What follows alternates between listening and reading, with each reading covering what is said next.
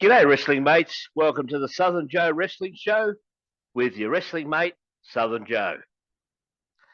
So, we're up to episode 10, and I swear it's a coincidence that today's episode is my all-time top 10 wrestlers.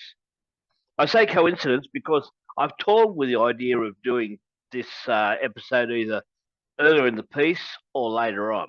This is my top 10 wrestlers that have greatly entertained me over these past 50 plus years of watching wrestling. Some entries may surprise you, and I may have to do a quick recap of honorable mentions at the end. People talk about the Mount Rushmores of wrestling because that particular rock face made by Americans is pretty special to many Americans because of what the actual carved faces represent. Four of America's most significant presidents. But I'm a traditionalist in that I like top tens. And wrestling's brought me too much joy over the years to pin down just four top wrestlers. Now, I want this to be a two-way street. I know I haven't reached a sizable audience as yet, but I would love for you guys to jot into the comments section your top 10, your top 5, or Mount Rushmore, whatever you feel is right. What has brought you joy over these years? Now, before the countdown starts, I must apologise that I haven't given a huge thank yous and shout outs to some of the Facebook pages that have allowed me to post my links for these shows on their pages. Not every Facebook page allows it. So, big thank yous to the following Facebook pages. Firstly, Wrestling Clips - Australian Wrestling Plus Worldwide. Also, Australian Wrestling Community. Lazar's Pro Wrestling Fan Group. He's been really good to me. History of Victorian Pro Wrestling, 2000 to now. AEW Fan Community Australia. Australian Wrestling Group. Wrestling Down Under. AEW and Wrestling News. Hacksaw Jim Duggan Fans. NCW, Real Professional Wrestling. That's the guy I interviewed the other week, Chris. All effing wrestling community. Wrestling, it's real to me. One Stop Wrestling. That's all one word. And I'll give a shout out to You Can't See Meme, Simpsons Wrestling. I can't post links there, but I'm going to make a Simpsons meme for this episode and see how we go. It's a funny page nonetheless. So shout out to them anyway. Also, Legendary Heels of Wrestling. Thank you for allowing me to post on that. And thank you to all the admins who allow me to post my link once a week, once for each episode is uploaded. Now, remember that I also want to interact and see what you guys have as your faves. I will probably do an opinion piece of what I believe is an all-time top 10 and why, but here's my top 10. Number 10, the man originally known under his real name, Kevin Steen, Kevin Owens. This guy has a strong resemblance to my second oldest son, so much so that his youngest brother now calls him Kevy. But I love the way that Kevin Owens bounces around the ring, especially for someone of his size. I don't think he should ever tone up too much because his shape is what gets him over, much like Dusty Rhodes. Combined with his surprising athleticism, he can promo well as a whinging or nasty heel or as well as a kick-ass babyface. Number 9, some call him Pepsi Phil. Some say he's famous because of his dog Larry, but he has gotten over because of his pipe bomb promos, his no-nonsense approach to the business, his moveset, although there is debate about how much range there is to that moveset, but he is one of the most entertaining people in the business. That's CM Punk. Here I'm going to state that it looks like I was wrong about his problems in All Elite. I didn't believe that the brawls actually happened because they just sounded too preposterous. But after seeing a video featuring his lawyer, Stephen Pugh, yeah, Corny's consigliere is real. And I saw that on House of Kayfabe. It seems the fact is stranger than fiction. I'd still like to know why Punk and the EVPs couldn't work out their differences, as Punk versus EVPs could have turned their real life into like mega business. There was a lot of money left on the table there. Number 8, Ken the Dazzler Dunlop. For those of you who don't know, this is a legendary Australian wrestler from the end of the TV era in the late 1970s, going into the early parts of this century. This is a guy I knew some stuff about, like he being Australia's first openly gay wrestler and being not only a wrestler, but a promoter, trainer, and referee. But after interviewing him for the previous YouTube show I was helping out with, which was Falling Through the Ropes, I found that this guy was one of the best in the business for being about the business. He was being entertaining and respecting the role he played. He was a proper worker as well, and I watched some of his old stuff, and I'd love to sit down with him again down the road and have another chat.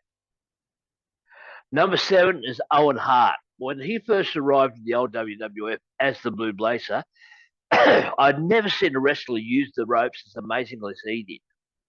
Every wrestler that today does your flippy moves, they owe their livelihoods to Owen's legacy. Now, the tragedy that befell him on May 23, 1999 will not only be remembered for the horrible accident that happened that night that took his life, but also cut short what would have been like a legendary career. This year will mark the 25th anniversary of that fall. Please take a few moments on that day to pay homage to a brilliant wrestler. Number 6 is Crackerjack. This is another great Australian wrestler. He is about the size physically of like Rey Mysterio or more to Billy Kidman. But he is one of the greatest talkers you'll ever hear. He is adept at playing heel or babyface, and even once grabbed the microphone while he was in center ring in the middle of the match and commentated on his own match while wailing on his opponent. He is very inventive with his ever-evolving character. Long live the mad bastard. Number 5, MJF, another inventive guy. Owens, Punk, and MJF, the only wrestlers of today that I truly believe what they say. They do their promos with such conviction that you no longer think they're just working. Even now, with the angle of MJF merch being taken off the All Elite site, mind you can still buy his Kangaroo Kick t-shirt and a couple of other items. But MJF knows how to work the whole fan base. He did it when he was supposedly looking to the bidding war of 24, when he wanted Tony Khan to fire him, and the supposed voicemail that played over the PA when Punk won the world title. I believe he's doing it again, and I reckon he'll be back in All Elite once he is healthy again. So look forward to that. Number 4. This is still what I reckon the best super heavyweight of all time. Fireball tats on his head, can do a cartwheel at 6'9" and nearly 400 pounds. He can do a standing drop kick and get vertical as high as anyone I've ever seen in 50 plus years of watching wrestling. He's the beast from the East, the sadly late Bam Bam Bigelow. I remember reading about him in the Apta mags and looking forward to seeing him debut on WWE back then. Boy, I wasn't disappointed. I wanted to see more. My favourite moment of his was at the end of a 10-man battle royal on the old Superstars taping. He was stuck in the corner with Cowboy Bob Orton and Don Morocco, and they were a tag team at that time. They were approaching him in the corner, and Bam Bam picked both of them up in one motion and threw them over the top rope to win the battle royal. Number 3, Ricky the Dragon Steamboat, a perennial babyface, never a bad guy. If he was still active in 1996, he would have been the next most shocking turn if he joined Hall and Nash in the NWO instead of Hogan. His moveset was smooth, varied, and polished without looking hokey. He sold better than most anybody else. Now, I've only seen one match of his famous trilogy with Flair, but it was one of the greatest matches. I still believe that his match with Macho Man Randy Savage at WrestleMania 3 is still the single greatest match of all time. Let me know in the comments your opinion of that. Also, if you haven't seen that match, it's on whatever service your country uses to show WWE content. Here in Australia, it's available through KO Sports or Binge. Number two, I had to read it. I was reading about this guy in the latter part of my Aptomag reading days in the early 90s, and I heard about this young martial arts guy named Rob Setkowski. Now, my fandom lapsed between 1991 and 1996 due to raising a family, and I'd hear bits of pro wrestling here and there. And I remember hearing about Hogan going to WCW and knowing that WCW was the company that bought out the NWA. But the WWF shows weren't on Channel 10 anymore, and we didn't have pay TV at that time. I could get a friend here or there to tape a pay-per-view every now and again, but it's only the last few years I've been catching up on that old history when I have time and inclination. But I was hearing a lot about ECW, and I managed to get an ECW pay-per-view DVD from a bargain bin in the early 2000s. It was the 2000 version of Guilty as Charged. It was the first time seeing Rob Van Dam. I'll then see him also headline for the WWE. He's amazing. He's fluid. He's believable. He's solid in the ring. Some say he's not a strong promo, but he speaks the way you expect him to speak and not some second-rate shill. He even wrestles today for All Elite at 53 and still in phenomenal shape. This leads me to number one. Now, for a while, I had number one equal to RVD. Both are amazing talents. Both are very gifted athletes. Both have stayed in great shape throughout their careers. But if we are speaking of phenomenal, yeah, we're speaking of none other than AJ Styles. It's still amazing that he debuted in WWE in 2016. The WWE originally botched the filming of his amazing pop by focusing on Roman Reigns, feigning not recognizing the new theme music. But in other clips, they've re-edited this. So this is what happened. Basically, everyone was wondering, like Roman did, what was this new theme music? But three words got the crowd to give out a Road Warrior pop. Without seeing AJ, they saw three words, I am phenomenal, appear on the big screen. And they popped mega hard even before seeing him because they saw that the rumors were true and that AJ Styles was finally in the WWE. That to me is amazing. I love the fact also that he has three finishing moves.